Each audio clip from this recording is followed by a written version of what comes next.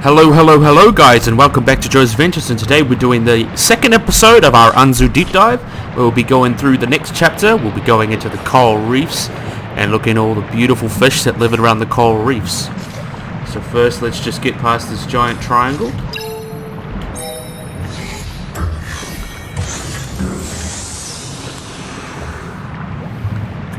Now let's go.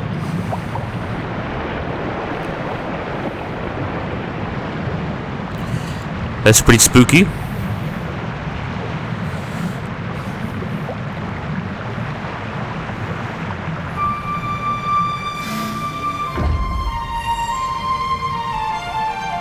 Oh no. Oh no.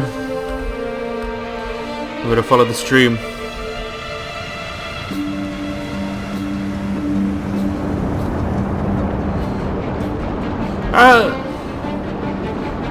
Gotta keep up. There's a lot of fish swimming past us. Those big ones are called Wahoo, because they make you go Wahoo! Nah, it's just a joke, guys. We'll see them more later. Just don't have the opportunity to look at them right now, because we are zooming past. Sadly, I missed a bunch of fish, but that's okay.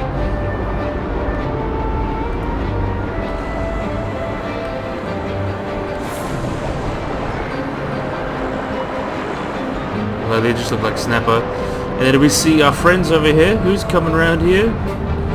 Uh-oh, we got some dolphins. Isn't that dangerous? Oh. It's a bit of a flurry, isn't it? I'll keep missing them. Ah.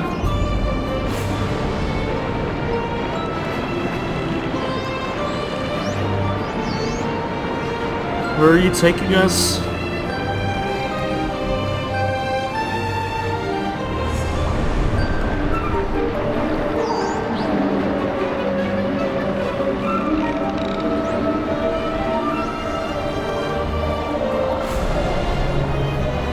Trevally in the background.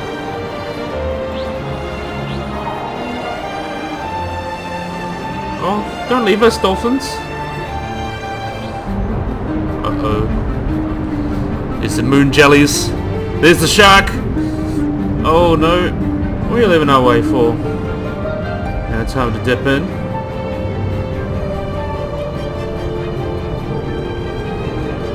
Shh. Oh. Looks like we're gonna get spit out somewhere. Whoa. Now look at that. Now I've just been thrown out in a coral reef. Now coral reefs are quite common all across tropical areas in shallow water, like Hawaiian Islands and the Pacific. The Pacific, I mean, not the specific. It's not a specific Pacific I'm talking about, but that's okay, just around the Pacific. And around just any warm areas like the Caribbean, for example. A lot of these do live around... Ooh, what are you coming up to me for? That wrasse was just coming up to me. So we'll have a look around and see what things we can find. We'll start off with some of the... see what else we can find. We'll start off with some of the eels. Let me get my reference. Let's see if we can find it. I have it all here. It should be easy to look at. Here we have garden eels that look like grass. Look at that.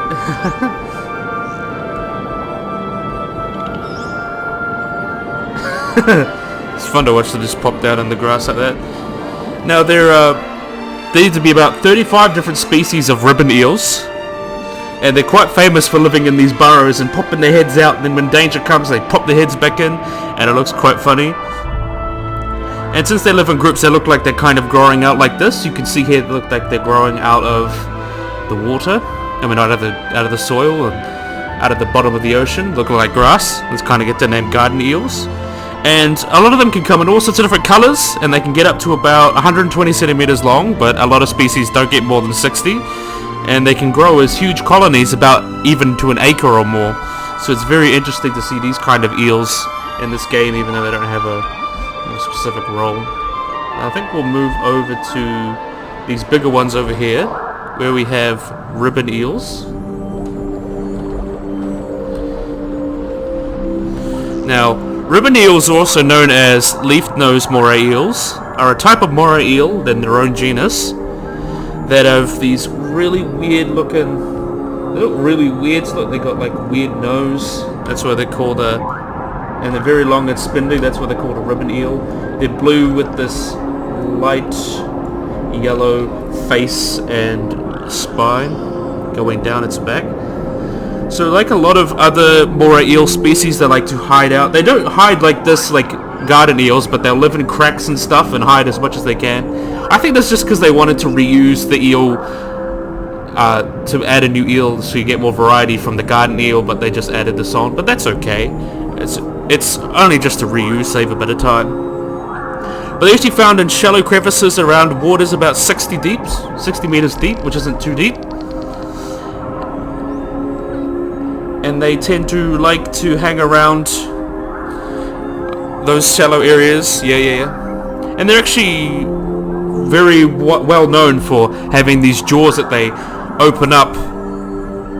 They open them up as divers come, so they're kind of big and threatening. And what's interesting is that the males have these bright blue colors, but the females are a lot more yellowish and greenish. So you can tell all of these are males. It's a bit of a stag do, but that's okay. And also, they are believed to be polydactyl hermaphrodite, which is believed that then, instead of the other way around from the last episode where they go female to male, these guys go male to female, so it's the opposite. And they believe that the juveniles are believed to be jet black with the yellow dorsal fin, like these ones, and the females are jet black with yellow. But the males, as the males are blue, and then the females become yellow with some blue on their butt. And they actually get pretty big too. They can get up to about 65 to 94 centimeters long, and the larger females can even get to like 130. So these color. So in aquarium though, they tend to not matter in terms of sex or maturity. But for some reason they don't do very well in captivity, like in private aquaria. But a public aquarium maybe managed to breed them and actually done an okay job with it, living for a few years. So I think it's just because they are, and believe it or not, they're actually that affected by the aquarium industry. They tend to be still quite widespread. So good on them for sticking around. So now I think we'll go have a look at, see what we can find. We'll have a look at a common dolphin. I think we'll look for that.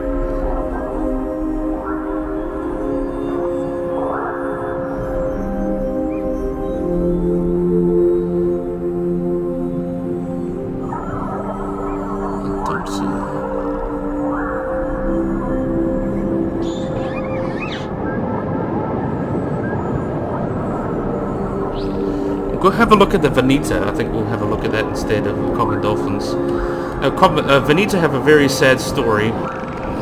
Just need to find them. Here's one.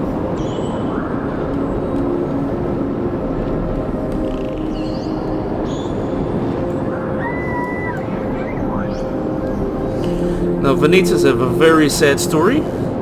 They're one of the most endangered cetaceans in the world.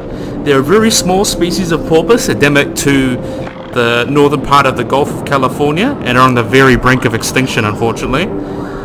There's believed to be only about 15 left since March 2018, even though there has been another estimate that believed to be in July. The latest estimate in July believes there's about 9, which is basically means they're functionally extinct.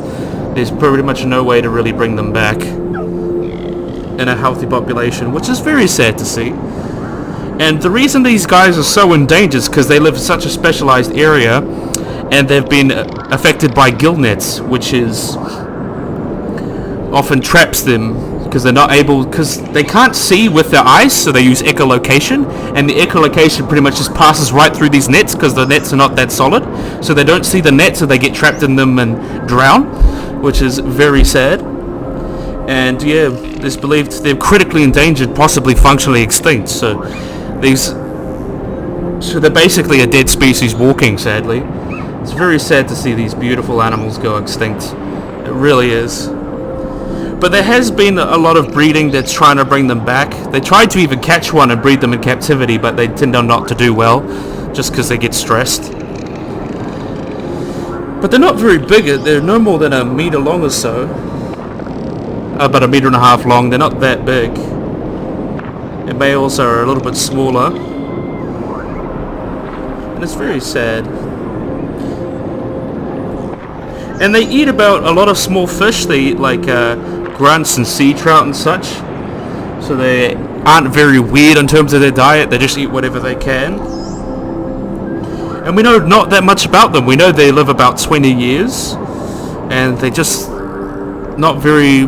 It's just there's really not been much opportunity to study them just because we've been worried about them dying. Which is very sad to see. But they're not very deep divers. They rarely dive deeper than 30 meters and live in like...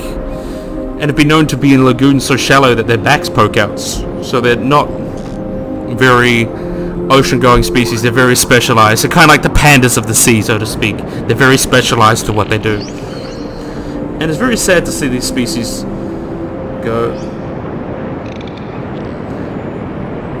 It's terrible. So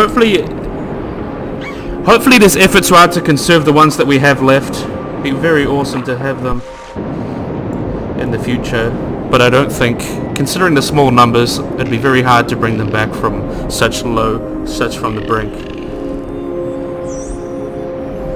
That's very sad. No, I think we'll try and cheer up on a little higher note. We'll try and find common dolphin. I think that'll be fun. Well, there's like 30 of them swimming around. Let's see if we can find one.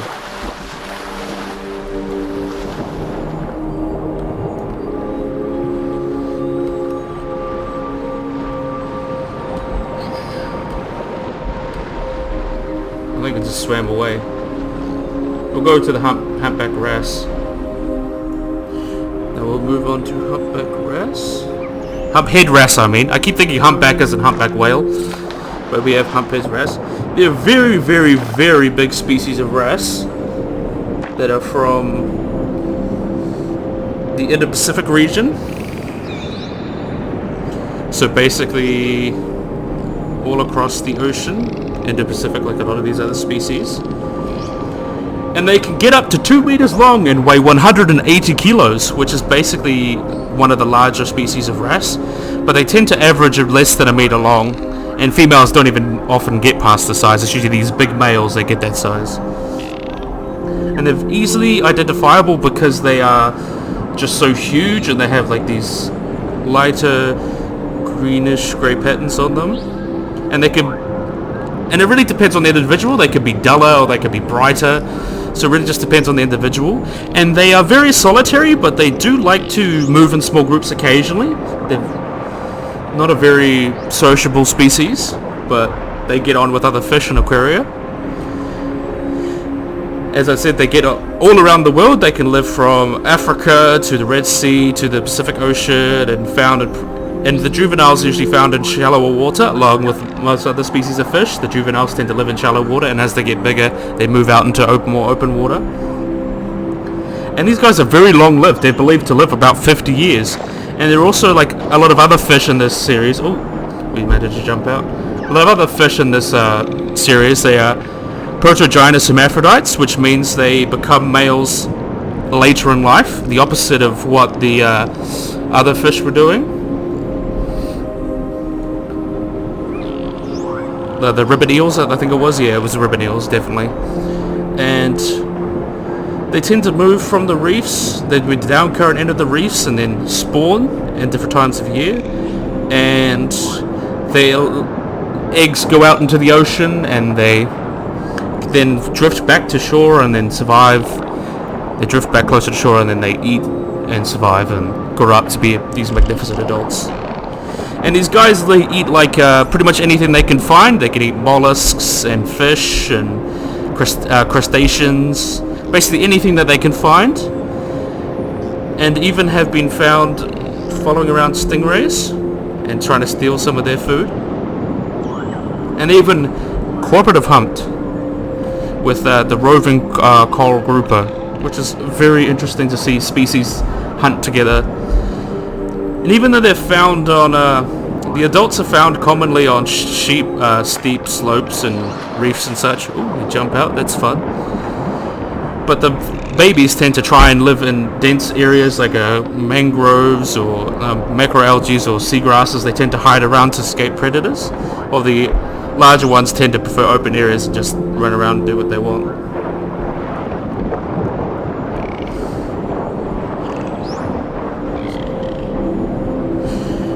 Well, these wrasse are not too popular, but they tend to be exported for a lot of illegal reasons, either to be captivity or to be food, which is a little bit sad.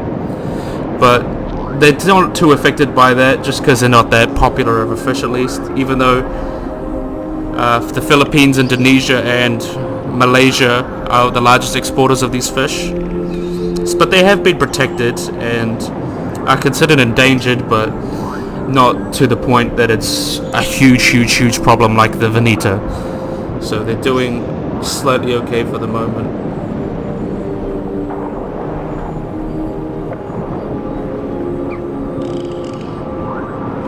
So let's see what other species we can find. We'll find see if we can find a grey tip reef shark. I think that's just a grey reef shark. Unless I'm thinking of it.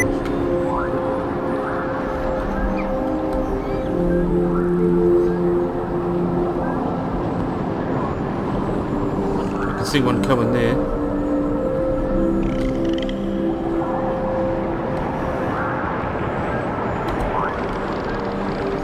You see it? We have a grey reef shark. Let me get the information up here. Now, grey reef sharks are a species of rec-rim shark that tend to live around the Indo-Pacific as far as South Africa to Easter Island, and are very common, and they have like the very typical shape of a shark, and they don't get very big. They often get less than 2 meters long, about 1.9, so not very huge sharks. They're very fast swimming though, and eat pretty much everything they can, from bony fish and cephalopods, anything that they can find. They're very aggressive, but they actually manage to compete against larger sharks just because they're so ridiculously aggressive. They're like the aquatic honey badger, and they have a very specific range that they like to, or a specific area on the reef that they like to go visit for food. That they even are social, and they often form groups between 5 or 20 individuals around drop-offs, so they hunt. And the females form these groups in social water where they can accelerate their growth and help their babies grow faster. And they are viviparous, which means the mother nourishes, so they actually do have uteruses, and they are able to nourish their embryos through placenta, which means like every about 6 pups, 1 to 6 pups can be born each year. And they're very weird because they also have like this weird threat behavior where they curl up their body and make themselves all go big and scary, and it looks really weird. So that's what we can find on them. Yeah, they don't get very big. They're no more than they're less than 2 meters. Still a dangerous animal that you shouldn't be trying to look at. As long as most other sharks, they get hunted for their shark fins, for shark fin soup. So a lot of their populations have been decimated by that. But at least they are doing okay-ish now. So then we'll move on to the next one. Let me just quickly take my jump off. And now we will move on to, the common dolphin.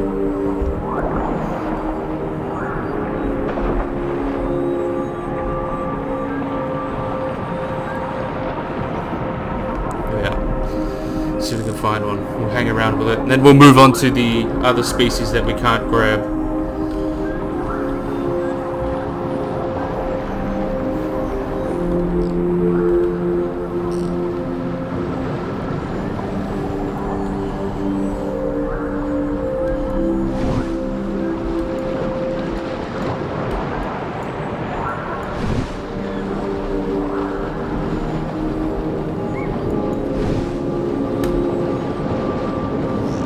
Yeah, we got a common dolphin. I believe this species here is a short-beak common dolphin, which is more common than the long-beak one, found across the Indian Ocean. And even areas like New Zealand and Tasmania and Japan and the Mediterranean. And quite common. They're not a very particularly huge dolphin, but they're obviously very common. They get about the biggest ones are about 220 kilos, though they get average about 100 to 136, and get about 5 to 8 feet long. And males have these prominent humps that they have, postnatal humps, and they have a very weird color pattern, as you can see here. They got like a yellow, and then they have their back here with the weird counter shading going on. And they tend to, and this is actually a pretty small part of these dolphins. They can get up to the hundreds or even thousands, where they even associate with animals like pilot whales, and even they like bow riding off baleen whales, which they always like a boat because they can save energy by riding the current that the larger whale or the boat manages to create as it's pushing through the water. And they're very vast. They like to jump out of the water and spin around, and very energetic animals like a lot of other dolphins, and very social. Even we've been known to play with baleen whales as well. And they're very generalists. They'll eat just about anything they can find, from fish to cephalopods, that are a little less than 200 meters deep, like herring, anchovies, sardines, and all sorts of little squid octopus. Just whatever they could really find.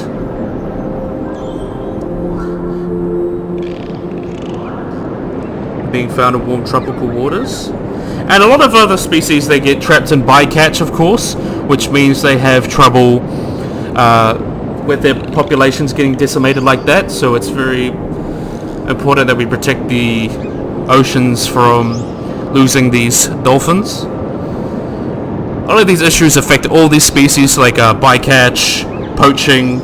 It's just something that infects the entire ocean. Even though we think it's so big and so vast, we never really see the effects. But you can really eventually start to notice of how the poorer the oceans have got because of our overfishing and our poaching.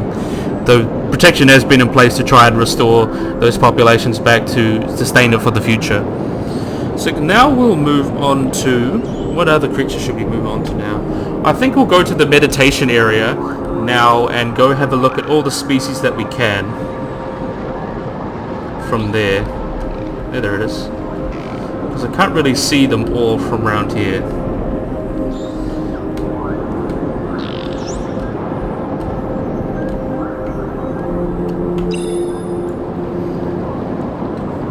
So if the music's really loud, I think I'm going to turn it down a little bit so I can actually hear myself. So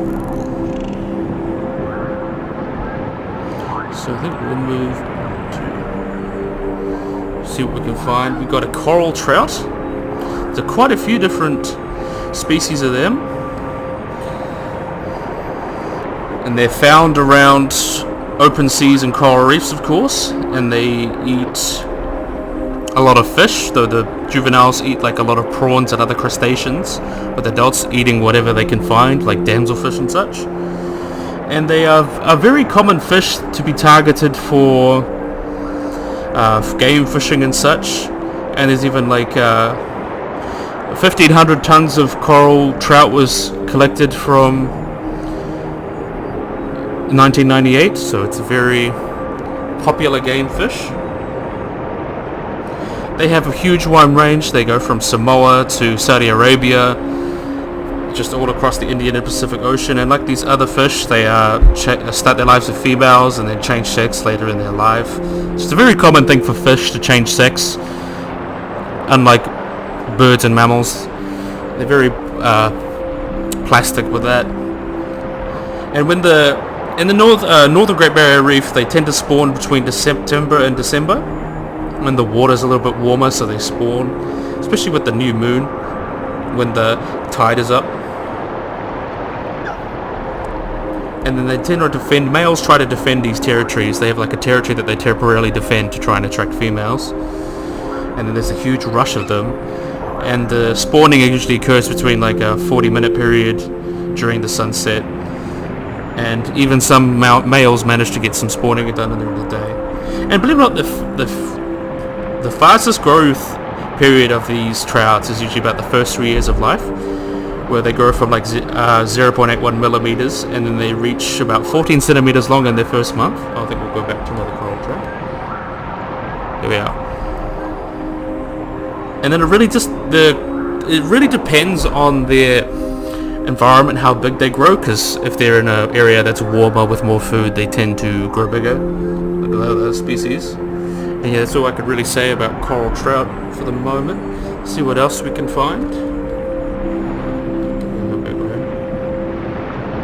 Here we've got another coral trout. Here's another cute one. Here's a bannerfish.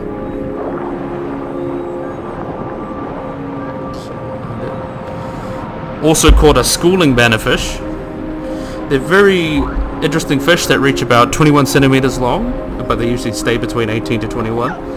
And they are very famous for also being known as the false moonish idol, and is known as one of the characters in the tank from Finding Nemo, where they have this very compact body with a long dorsal fin with these black stripes with yellow fins.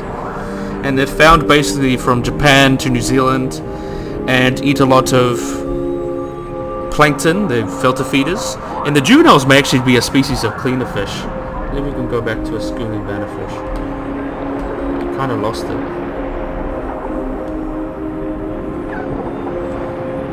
Again, we always lose our fish.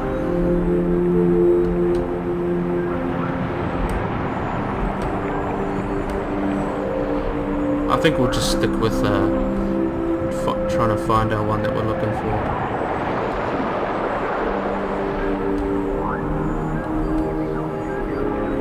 It's Emperor Angelfish. We'll just stick with the reef shark while we talk about it. And there's pretty much nothing else to talk about. They're pretty much least concerned, and they're doing pretty okay. So let's see what moving else we can find. See, coral trout, another coral trout. Bonita, very beautiful species. We'll move on to the Emperor Angelfish, which is a very interesting species of fish.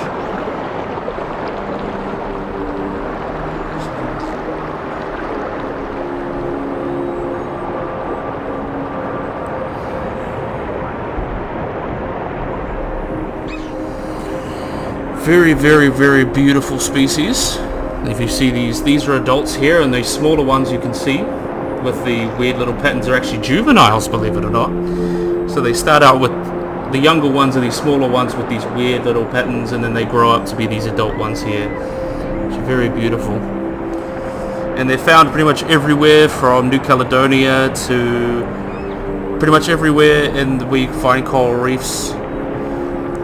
They tend to live alone. They're very solitary fish, and the younger ones clean up parasites from the larger fish like manta rays. That's a very important thing that they do for the ecosystem, and they get a good feed too, which is good.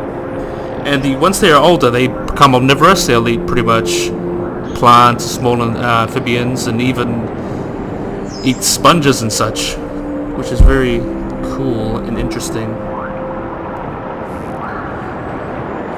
What are we moving on to now? Another Emperor Angelfish. We already talked about the threadfin in the last episode. So what else we can move to? Emperor Angelfish. Adabata Lias Admanthus. Also called a seagull. Is it seagull? Yeah. Also called a sea goldie, which are a small fish found in the Red Sea and the Pacific Ocean, and for some reason absent in the Persian Gulf. These species have like big sexual dimorphism. These ones here are males, which I think they only didn't add the females in this game. That they reach about 15 centimeters long and have these very long dorsal fins, and a red patch on their pectoral fins, which I think we can see. Very interesting fish.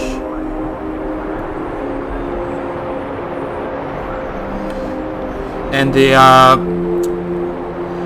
actually have harems where a male will have like 5 to 10 females in his harem, but when the male dies, the biggest female will undergo sex reversal, so she'll become a male to take the place of the male.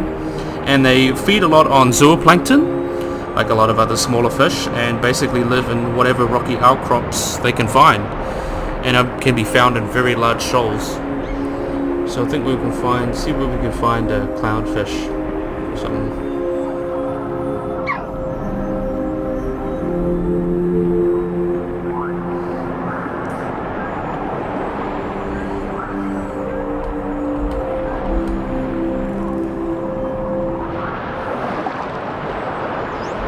See if we can find anything else. Reef Triggerfish. That's a good one to look at. The Reef Triggerfish. Now, Reef Triggerfish are a very weird looking fish. They're the ones with the very long faces.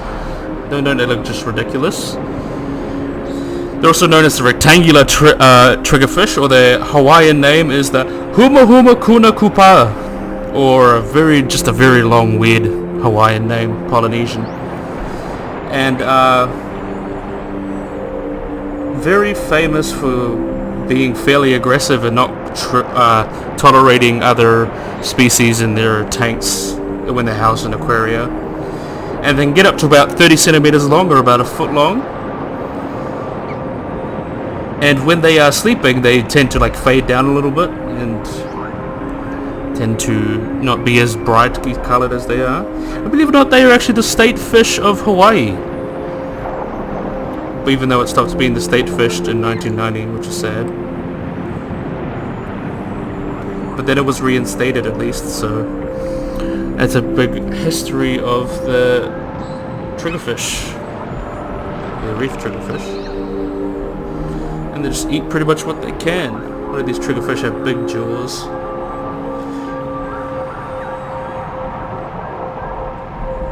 They even make grunting noises to try and scare away predators, which is freaky.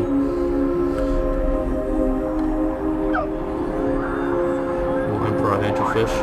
See if we can find a bicolored parrotfish. Here we are. Just as I was asked, these big ones that are green with pink. These are bicolor parrotfish, also known as the Bumphead Parrotfish, that are found only in the Red Sea. And they basically get up to 50 centimeters long, and believe it or not, they're a sequential hermaphrodite, which means they start as female and then change to male. So not as complex as the other ones because they're more solitary, but they tend to just go from female to male. And the initial phase is like very dark brown with the cream patch on the side, and these are the larger ones that you see here as they grow up to be males. They're very interesting, and they're very territorial. And when these very large females turn into these big males, they become even more territorial. And they feed mainly on algae, which is interesting. Let's see what other species we can find. We're starting to see if we can get our blue tang in here. Emperor angelfish.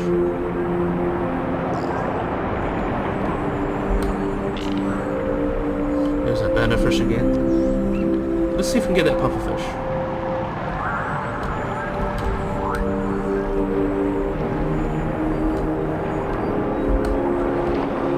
Yeah, we got a pufferfish.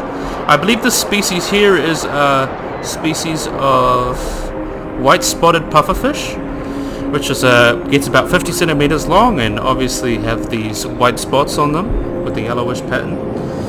And they pretty much eat anything they can, whatever, when they live in their reefs or lagoons or estuaries. They pretty much just eat whatever, like algae, mollusks, starfish, krill, crabs, basically anything that they can just crush up with their powerful beaks. And obviously when they feel threatened, they tend to puff up like that to look big and intimidating, but often they just kind of look weird to us, but they're very interesting fish. So at least we just finished that up as we were talking about them. Let's see if we can get a blue sturgeon fish in this.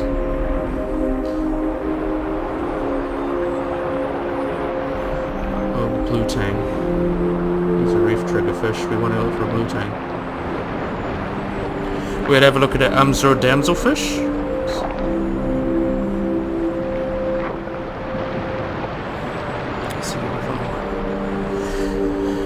A very common species of fish in aquarium as well, and they get up to about 7 centimeters long, found from the Indian Ocean and the Western Pacific, and actually haven't recently been found in the Mediterranean, whether they've been introduced or not. And they're quite common in the Solomon Islands in Indonesia and the Philippines, and found in waters about 1 to 38 meters deep.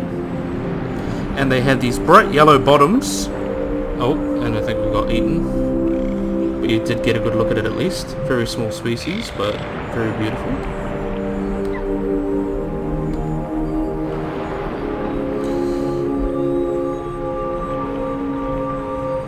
And they're very sensitive to, even though they're considered schooling fish, they're quite aggressive for whatever reason. And when you got to put them in a tank, you have to make sure it's large enough and have like a lot of structure that they can get away from each other. But even though they have been successfully bred in captivity and just eat whatever they can, they rely on these reefs. They eat like plankton and small invertebrates, and they rely on these reefs to protect themselves from larger predators, like a lot of these smaller species do. And then we've got a blue streak wrasse. Blue streak wrasse are very cool little fish. They're believed to be a cleaner species, so like the younger species of these animals, they hide out in rocks and clean manta rays and get a nice big feed out of them. Which I think is the perfect plan to try and get your own food. It's very beneficial for both them and the larger fish, as they get a feed and they don't get parasites. So they're often found in these cleaning stations, which are quite interesting to spot. You see like these giant manta rays just hovering in place and letting these fish just go through them and go through their gills and eat through and on top of their skins. It's very cool to see. Very cute little fish.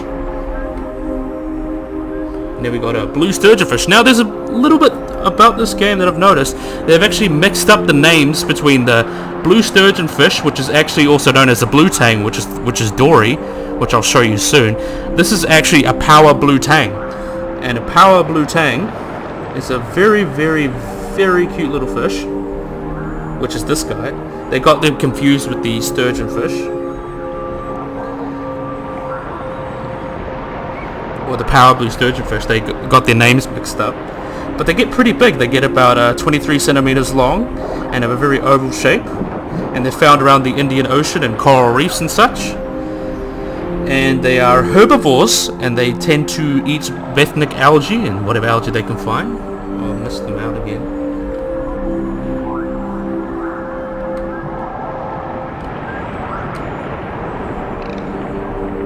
You can see a skull on them during there. And pretty much just, they're solitary, so they don't like other sturgeon fish. They're very territorial. Though they may shoal around, but when there's lots of food around, but when there's not much food around, they tend to be very aggressive. And they're not very harvested very much, but they're often caught for aquariums. And even though they're pretty hard to keep, but they're not. They're very hard to keep, but the blue Tang and the yellow Tang, which I featured in the other episode, is a lot more popular. So they tend to be not as affected by fishing. So at least they're safe, just because they're not that interesting to most fish people. But I think they're pretty interesting. I can't complain. So see what else we can find. We've also got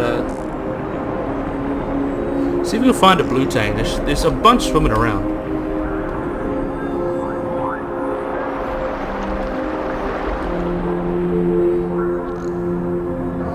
Schooling of bannerfish, coral trout.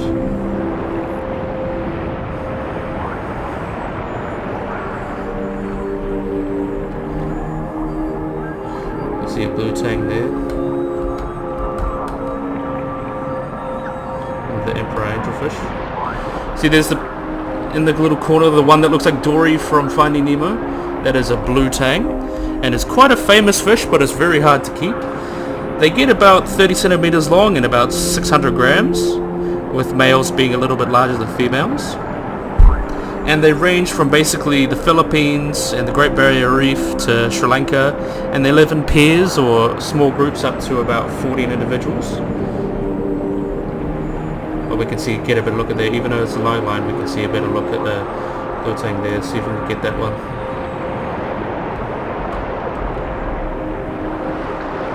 It's quite hard to pinpoint the exact fish you want. We can see one swimming over in the corner there.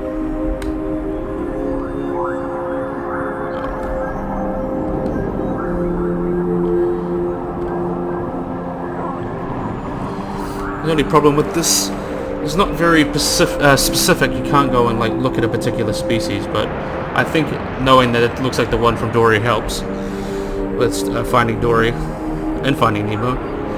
And they eat a lot of plankton, but they also graze. Younger ones will feed on plankton, but the older ones will both eat plankton and graze on algae when they can. And they're very aggressive towards each other, and what they do is they'll spawn and then the eggs flow out into the ocean and come back. And they're actually pretty much considered a bait fish, which they'll use to bait other fish, of course. And even though they're considered least concern, they're being so popular and so hard to keep in captivity, that means all specimens in aquariums are taken from the wild. So if you want to get a blue tang, don't get a blue tang, because you'll be hurting wild populations. So just appreciate them from public aquaria or someone else's aquaria or the screen, just so you save these species populations in the wild.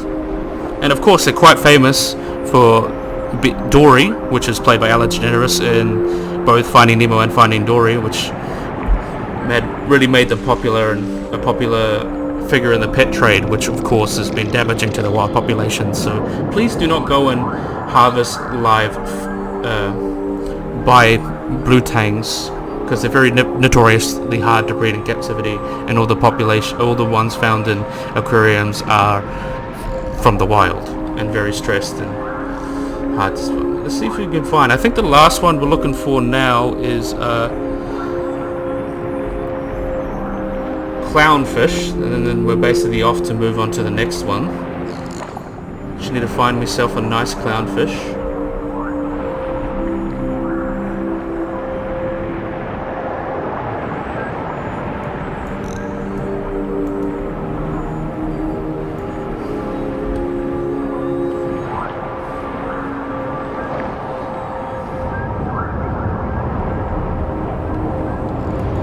There we are, there's a flower blue tang, that's Dory. I just explained a lot about her information, so we've got a perfect look at it.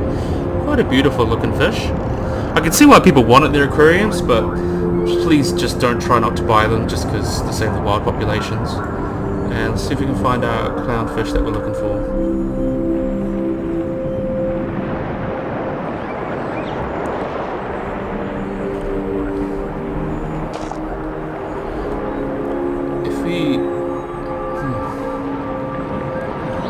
I've seen them around, I just can't find them right now.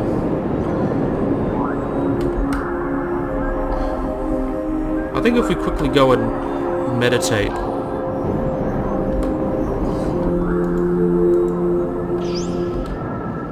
Go meditate in the same area that we have here. We'll start off with the clownfish. Oh, spoilers for the rest of the story, but I've already played it, so it's okay. They usually start off with a clownfish.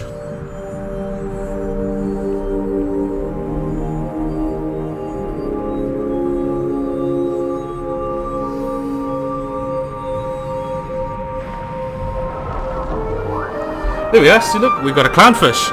They're called this particular species of clownfish is the Osclaris clownfish, or known as the common clownfish, which is a marine fish found in like anemones. They're very famous for living in anemones, since they're immune to the poison of the venom of these anemones, and they often clean them and keep them.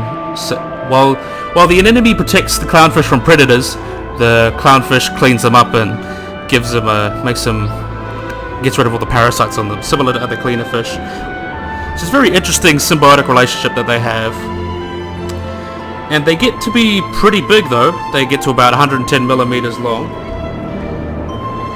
Oh, we lost that clownfish, but that's okay. We'll just stop there. lost our clownfish, but they tend to, of course, the males are larger, but the females are larger than the males actually. I think I read that wrong.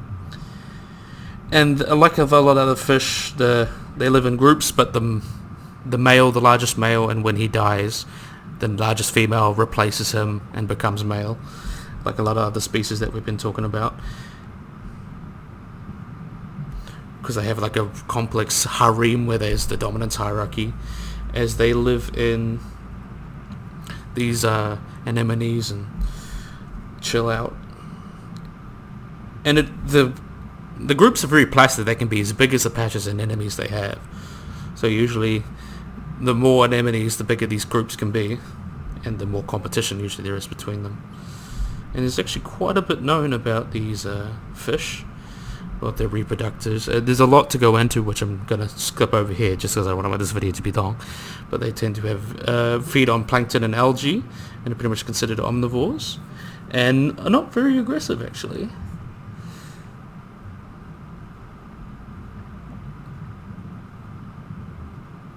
Even though the larger ones tend to be more aggressive than the little ones. So they just feed on algae, copepods and all that stuff, and zooplankton. Quite common in aquariums as well.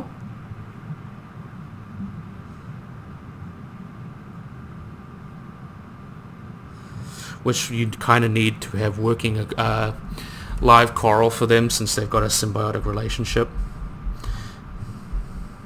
And there's many different species of clownfish. This is just the most famous one, Ocularis clownfish. So we'll carry on. Go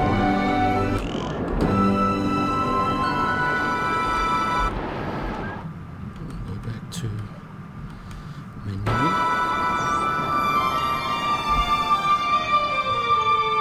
And then we'll carry on with the story. I think we've done everything in here, actually.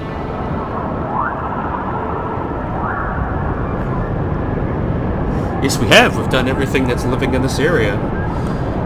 That took a little while, but that means we will move on to the next one. We'll just continue.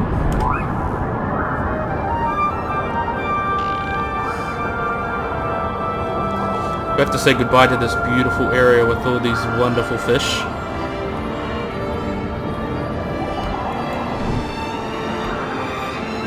We'll have a quick swim with these dolphins while we're playing around. Look at that. Beautiful.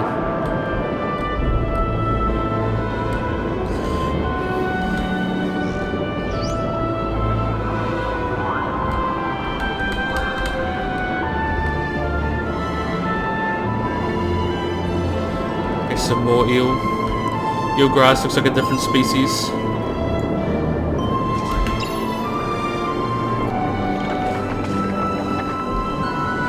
So you can see them hang about.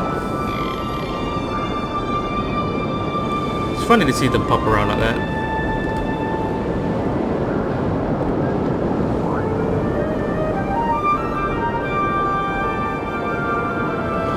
See where you take us.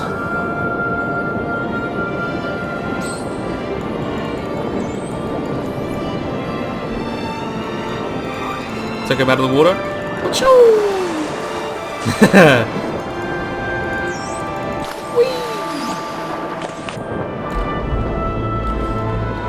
Very energetic species.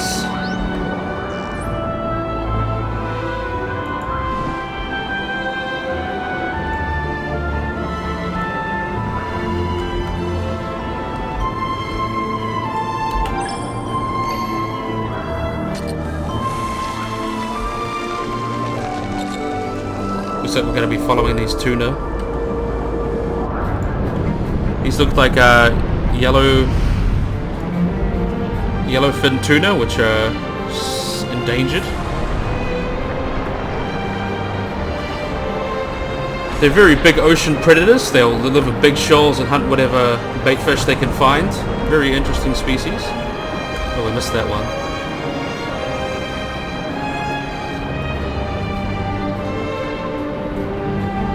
That one too.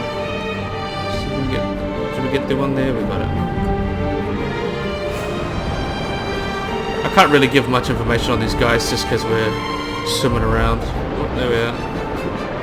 These are some lanternfish. We'll focus that when we get to the dark depths of the ocean. Oh wow, we've got orcas now.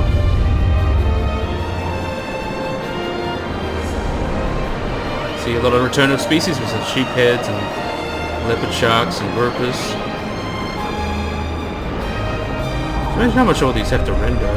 Oh wow. We see some sharks and sailfish. Wow. Sailfish have these very weird sails and related to things like marlin and such, which I use. They're long, basically top jaw to hunt slap fish and daze them while they eat them. Now we're gonna jump around. Whee! Whale, whale, whale. What have we got here? Oh no, we got another yucky area. Very sad.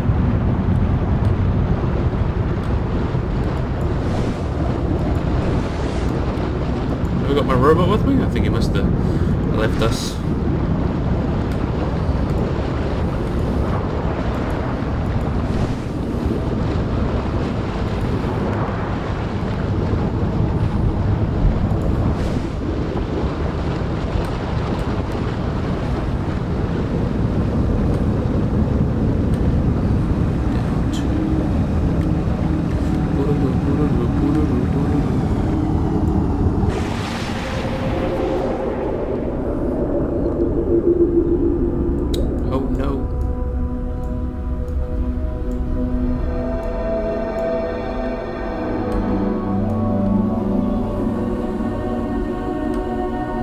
There's ammonites swimming around.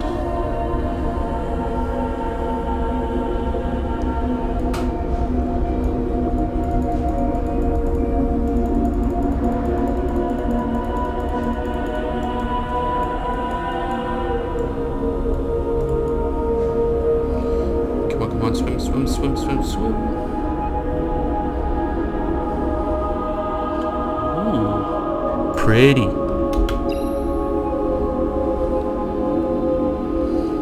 See the manta rays over there. I think this one will pop up with some orcas.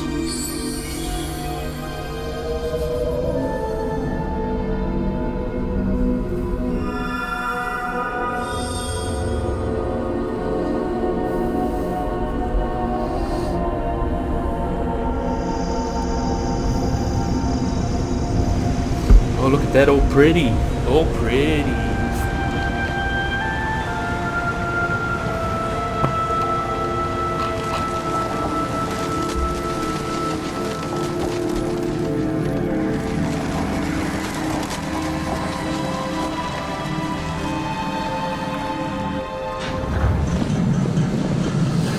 At least we've covered a lot of these species and other, so we won't be here too long. We're just going to cover a couple of species that we're missing out. I think now we're going to move on to the orca. Let's see if we can find the little baby one and ride with her. So we got a lot to say about the orca. I want to find the baby one. It's cute. Look at the cute little calf.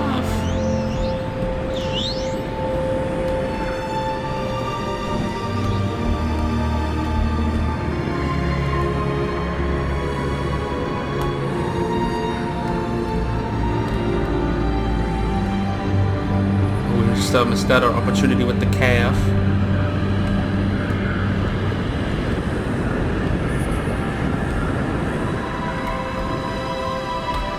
Oh, I did it again. There we are. So now we're riding with the calf. Now orcas are a very, very, very famous species. Look at us. We're just straight up blanking. You see, they're a very common species of dolphin found all across the world. Believe it or not, the largest species of dolphin. They can get up to 9.8 meters long and are very huge. The big males just get ginormous. And they are so diverse. They can eat just about anything. Some populations just eat salmon. Some populations just eat seals. Some just eat stingrays. Some eat just everything. Some even attack and hunt baleen whales like blue whales. Even just recently, there was off the coast of Australia a pod of killer whales or orcas hunting a blue whale, which is, believe it or not, is just incredible to see.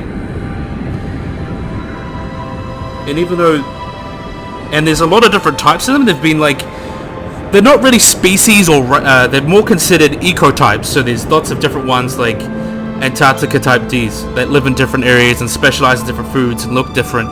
It's a very weird thing. None one has really divided them into species yet, but we consider them ecotypes because they're not quite different enough to really be considered a species. It's a very messy situation. And obviously with these black patterns and such, and look at this cute little baby. So the largest, the males get from like 6 to 8 meters long, or even 9 meters in some cases, and get about 6 tons, while the females get about 5 to 7 and about 4 tons. So very huge animals. And even this calf here is probably 180 kilos at birth. So it's a very huge animal. And they're very fast too, about reaching 56 kilometers an hour, which is very fast for a big whale like that. And they have these big pectoral fins, which is, believe it or not, in captivity or in areas where they live in a lot of shallow water, it tends to clop down, because being only soft tissue, they're not held up by bone or anything, it's very easy for them to flop. And they pretty much range everywhere. They're from Denmark to Antarctica to India to Britain. They're pretty much everywhere in the world. It's literally everywhere. Every ocean, there's probably some there. And I said they have a very complex diet, and also have very complex social structures, which like very similar to things like elephants and primates, where they're very matriarchal. There's like top females, and then these big males tend to swim off and try and join other pods, or even if manage to stick around, they try to stay with their pods. And they get very old too. There's been believed to be orca called Granny, which is believed to be over 100 years old. And these larger pods, smaller pods tend to be more family oriented and live closer to shore and eat things like fish, but these transient pods, which live out in the more open ocean that hunt whales and such, tend to be a lot bigger and a lot looser, so they can be more plastic, so they might just go join another one. They're just very opportunistic. It's just like different cultures, you could say. And some even say that each whale group have different dialects, so that means kind of like their own accents and languages similar to us, believe it or not, because they're just ridiculously intelligent. And there's lots of situations that shows how ridiculously intelligent they are. Just eating literally just anything they can. And believe it or not, even though they're called killer whales, there's been no recorded deaths from wild killer whales, and there's only been a few deaths reported from killer whales in captivity. So they don't really earn that killer whale name, sadly, but they tend to be very intelligent, very interesting animals that a lot of people like to whale watch. And yeah, I think that's what we can say on orcas, these very big, beautiful animals. And I think we'll move on to Barracuda. Where are these Barracuda at? I think we'll find the meditation area. We'll find that first. There it is. All of these species were already in the other area. We'll just have a look at the sea turtles and the Barracuda. I think we'll just go to actually just do the sea turtles, since we can hold on to them. And sorry for that, I just burped. We can go and grab a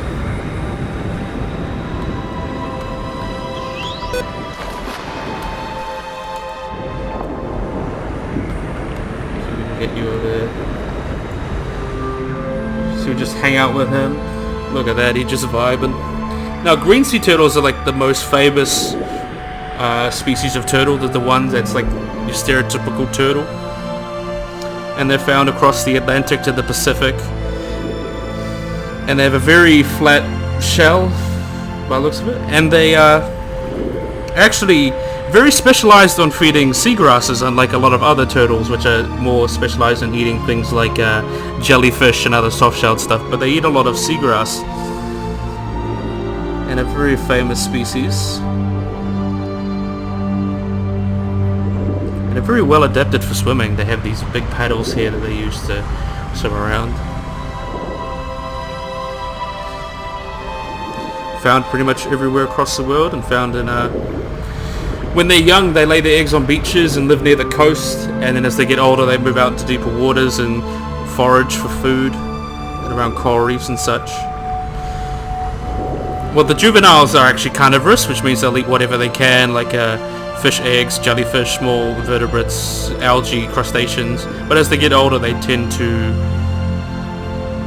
slow down growing and start to eat more vegetation, so lots of seagrass and such. And like a lot of other different species of turtle, they just lay thousands of eggs on a beach. Hopefully a few survive. It's a very R strategy.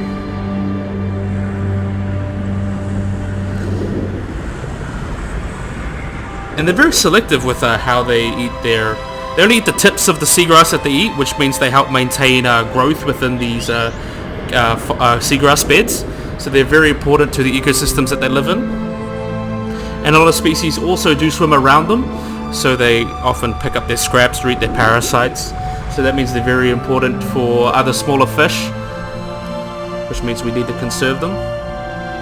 And they get a lot of threats from like poaching and boats, because they're not very fast. They get hit by boats often, and it's very sad to see like these reports of dead ones. And yeah, but hopefully there's been a lot of conservation efforts in place to help protect these species, which are hopefully gonna show results in the next few years, and hopefully keep these species around us for as long as we can. So now we're gonna move on to a couple other species that we've got. We'll move down to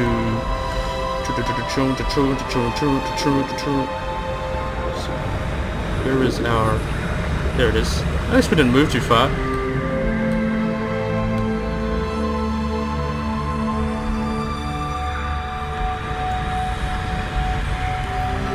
Now,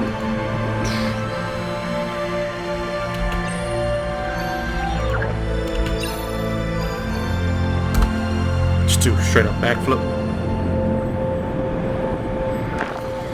Oh, we just landed on the Barracuda. That's the one we were looking for. Yeah.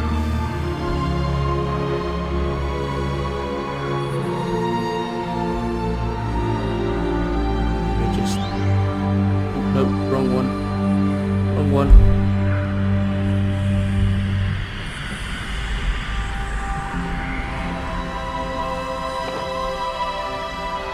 See Barracuda, they're very large predatory fish that swim around just doing their thing.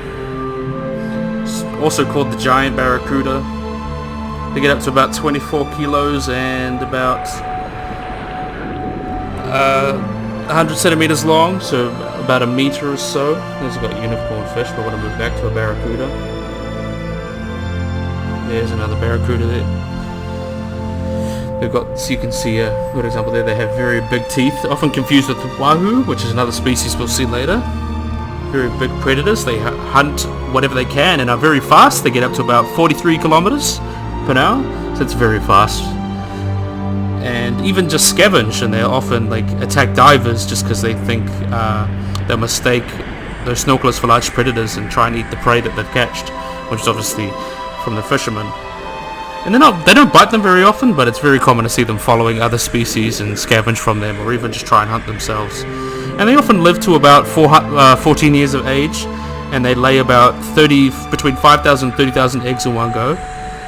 And they're pretty much the top predators where they are, and eat pretty much shrimp, cephalopods, everything they can.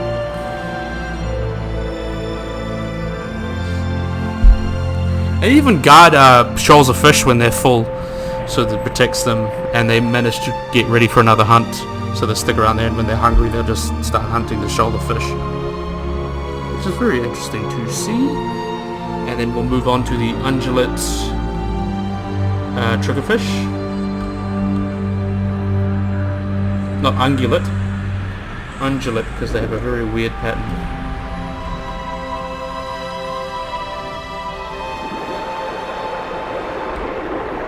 See the ones that look like the normal triggerfish, but they have like a lot more spindly pattern. That's ungulate triggerfish, also known as the orange line triggerfish. It's not too different from the reef triggerfish. It mainly just has a different pattern and eats pretty much anything it can find. So there's not really too much notable on that, other than that I haven't talked about with the reef fish, and there's yellow tang we'll talk about.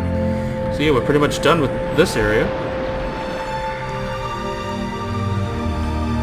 So now we're going to move on to the last area of this chapter as we go out into the open ocean. So let's make our way over here. Let's just appreciate that pot of whales. Aren't they beautiful? We'll have a quick swim with one while we're here. We already swam with the calf. We'll see if we get a big one.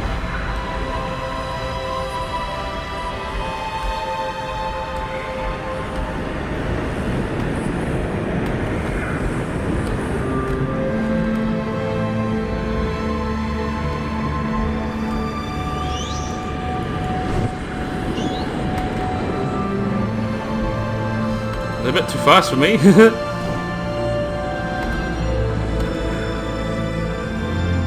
They were just hanging out, watching them swim. Very chillaxed. See if they drop us off.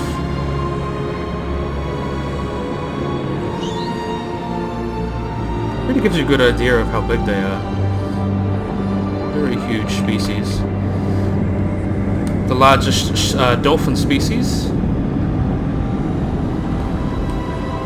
They're basically considered the wolves of the sea, since they hunt. Oh, there's one right there following us. What are you doing around here, silly?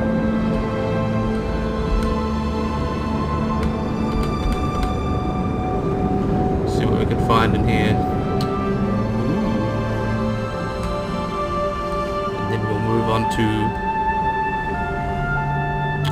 Wow, look at that. What an entrance. So we can see here there's a giant bait ball, which is not... These are giant trevally, but often, usually they're smaller animals like sardines or smaller shoals of fish, which are often followed by a lot of marine predators like you see here. I think first was just go straight down. We're going to go straight down and see the species that lurk down in these depths here. Look at that. Look what you can see there. So they go spooky going down to the dark depths of the ocean. Some more pilot fish. We'll have a look at them when we finish going down to the deeps. Oh, look at that. Isn't that spooky? See the remnants of a lost civilization. The return of some of our favorites like the lobsters and the horseshoe crabs. We'll move away. See if we can find anything else that's interesting. We'll see some whales. Oh, we're going to move over to the basking shark, which is the second largest shark in the world.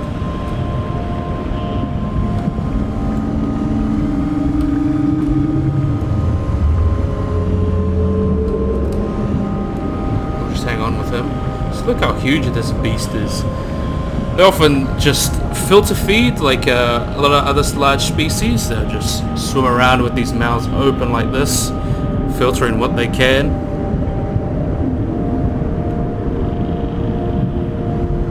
Anyway, the second largest species of shark, just after the whale shark.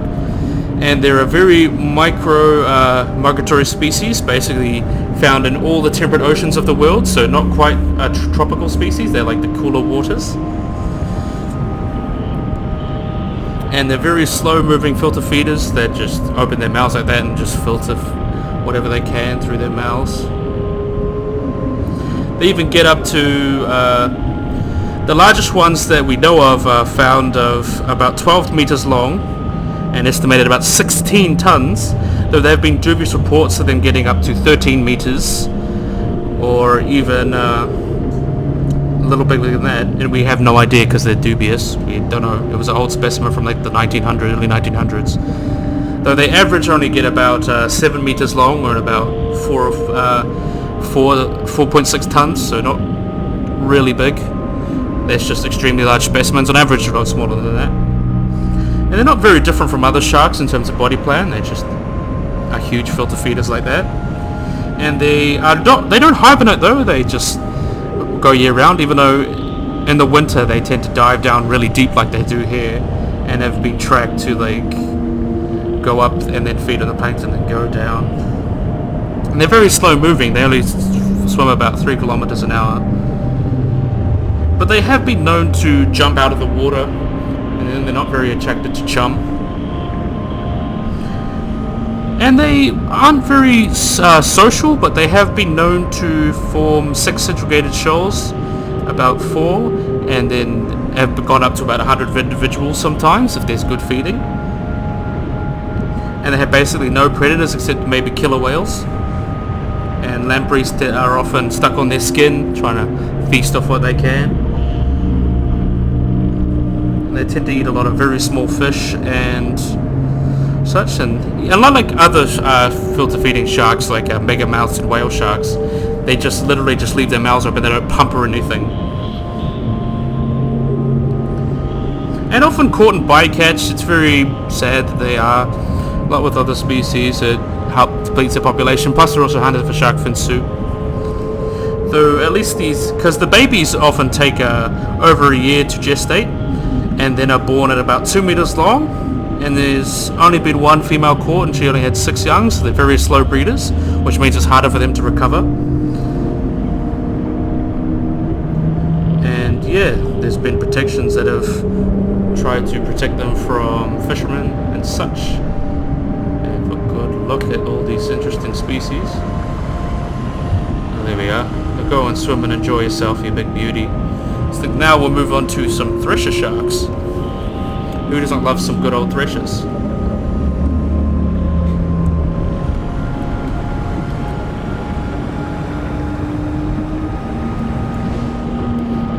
They're the ones with the very long tail that we're looking for.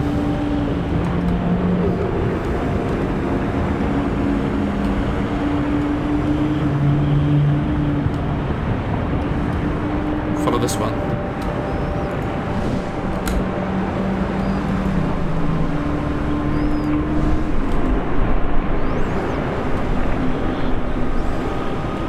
Kind of hard to keep up with them. We managed to.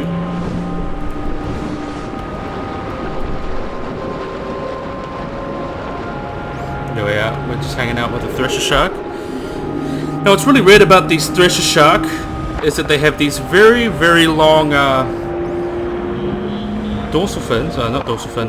Tail fin, or caudal fin is the technical term, that they use to flick into shoals and try and disorient the fish, which they use to spook them, and then catches the fish that they like. And they tend to feed on like baby tuna, mackerel, bluefish, and fish that live in big shoals. They'll even be known to eat cuttlefish and such. They're very solitary species, just doing their own thing. And believe it or not, they're one of the couple species of thresher sharks have been known to be endothermic, or means they're able to control their temperature. Their internal temperature. Oh, we're getting kicked out. Oh, that's Barracuda. Along with mackerel sharks as well, they manage to control their internal body temperature. And because they don't breed very fast, they tend to be very vulnerable to overfishing, especially from shark fin soup and such. Just terrible, of course. Even though, because they reach sexual maturity about 13 years old, and for females 14, and believed to live over 20 years, so they're not very fast breeding unlike a lot of other species, so decimating their populations is very easy.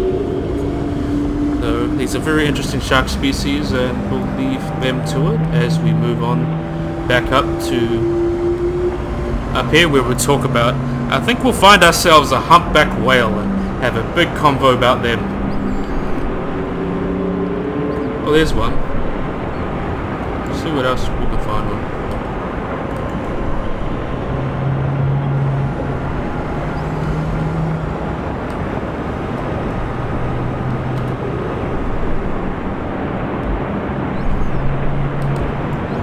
There's a basking shark down there. Look at these huge whales. Just humongous.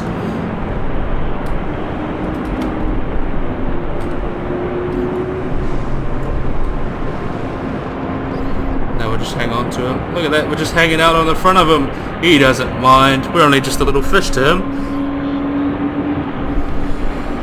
Now these are very large species of whales. They get up to about 16 meters long and about 30 tons. And they've got the name humpback because of the hump on their back. Their dorsal fin makes them look like a little hump when they peek out of the water. And they're very, very, very migratory. Like in the winter months, they tend to go to polar regions and feed on whatever little fish and krill they can find. And then in the summer, they move down to tropical areas and give birth to the offspring, then migrate back when they're old enough. And even though they were mostly hunted for meat and oil back in the whaling days, the numbers have recovered and they're really starting to come back. The numbers are really starting to come back. And they're a baleen whale, which means that they are filter feeders. They'll have these mouths and then they'll open it up and the jaw will expand along with the throat pouch that they have, and then they'll filter water and all the small fish and krill that they eat out of that, which is interesting. And they're very famous for breaching up at the water. They just go and then jump down, which is a pretty big mission for a 30-ton whale. And they're actually been known to interact with a lot of species. Like they often let bottlenose dolphins climb. They'll stick their head out of the water with a bottlenose dolphin and they let the dolphin slide down their face as like a plaything, which is very, very weird. And it's very cool to see how these species interact with each other. And they've been known to actually rescue people from larger predators. Like they try and protect them. So look, there's a good example of filter feeding. Ooh, wow. They're also very famous for producing these very beautiful songs that echo through the ocean to try and attract mates.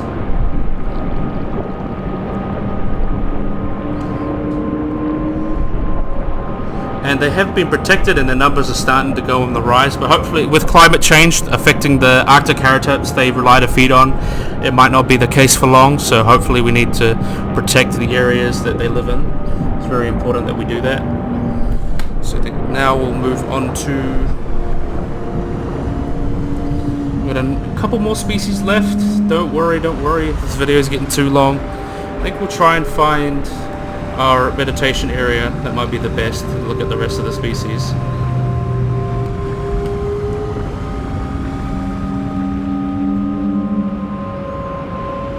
Look at those beautiful whales. Ooh, straight front flips. We've already had a look at this fine line salmon. We'll have a look at these pilot fish. See what fish we get up to now.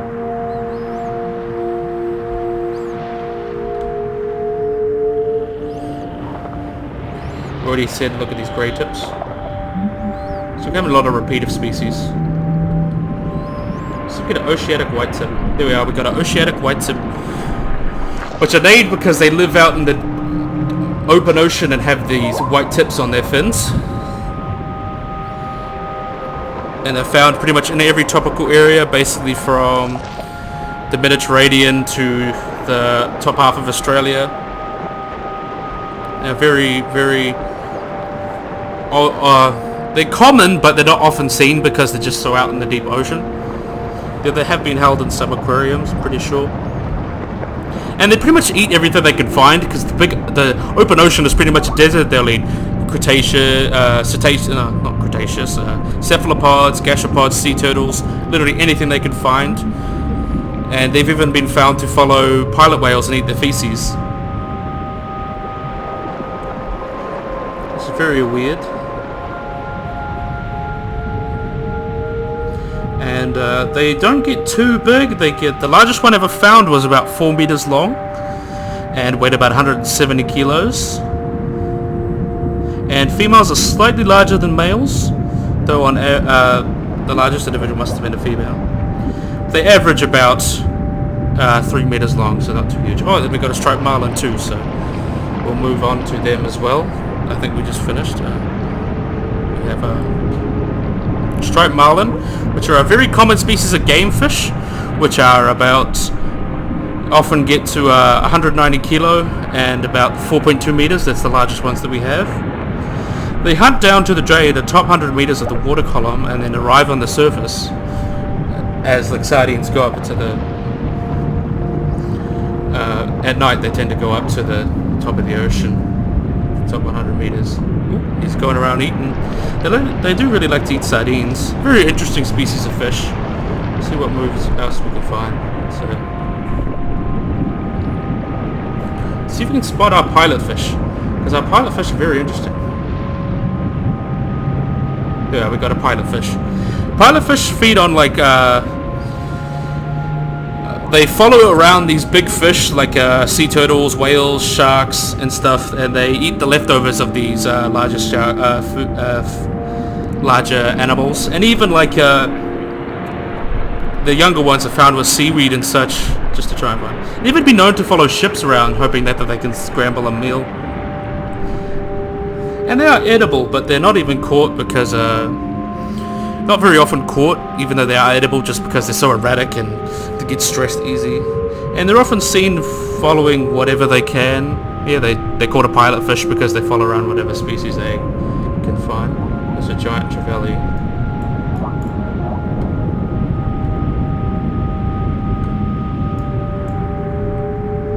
There's a giant bait ball.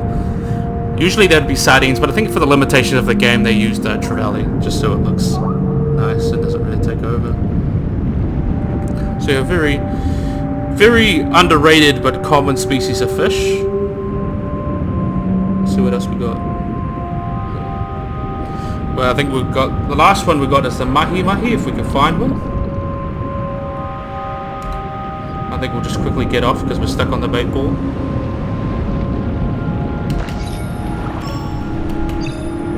Oh, straight back flips. Woo.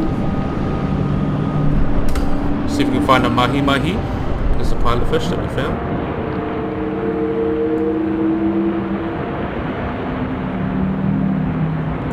See some mahi-mahi up there.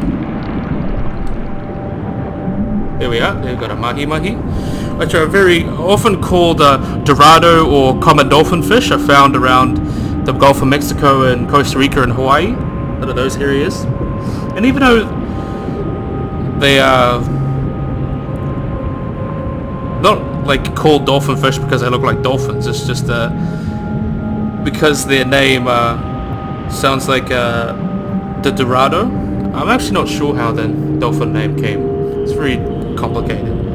And they have these like very compressed bodies, you can see in there, very like squat faces and such. Very interesting species. Often a very common game fish too. They live for about 4 or 5 years and seldom exceed, but not overlive for 4 years. The females are usually smaller than males, with males usually not getting past 15 kilos, but these exceptional 18 kilo ones have been found. And they pretty much eat what they can. They can eat flying fish, squid, mackerel, and other fish, and even eat zooplankton. They just eat whatever they can. They're very common commercial fish, and some very common fish because they tend to really fight when you try and catch them. So they're very entertaining in that way, though they're often caught in bycatch as well, sadly. But no, other than that, a very interesting fish. Let's see what else we can find. I think we'll try and find a wahoo. Get a little bit more talk about them. Oh, it's a giant trevally ball. I don't care about the trevally ball. I want to find myself a nice wahoo.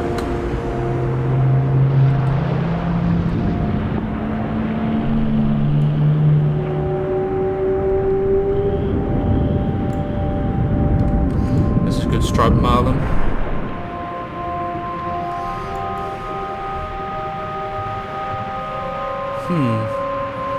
Wahoo!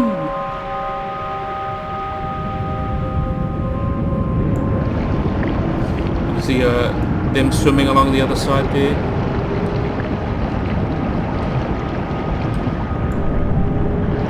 So might be going in for a kill. There's a wahoo.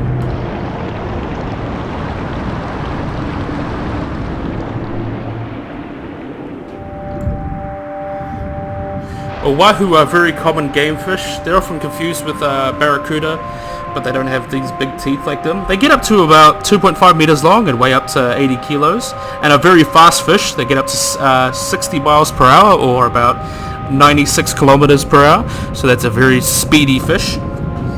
And even though they're solitary, they do sometimes form like tight groups, or even when their conditions are right, where there's a lot of food, they'll form like huge shoals of 100 or more. and they're very common game fish. They often, since they're so fast, they kind of like give up a really good fight, and he just got eaten. And they can't really click on a wahoo right now. They're all hunting around the bait ball, but I think you guys see them when I point it out. They're the ones that they're the smaller ones that are swimming around the bait ball, the ones with the stripes that are not the striped marlin. Very cool little fish. Not really little, they're 2.5 meters long. And now I think that's a very good fish, and I think that's a good place to end it as we move up to the next chapter. So we really covered a lot in this episode, which is good. So I'll just move ourselves up here. Swim around. So okay guys, hopefully you guys like and subscribe. Hope you guys enjoyed the video, of course. And we'll be carrying on this in the next episode. So everybody, like and subscribe, and bye bye.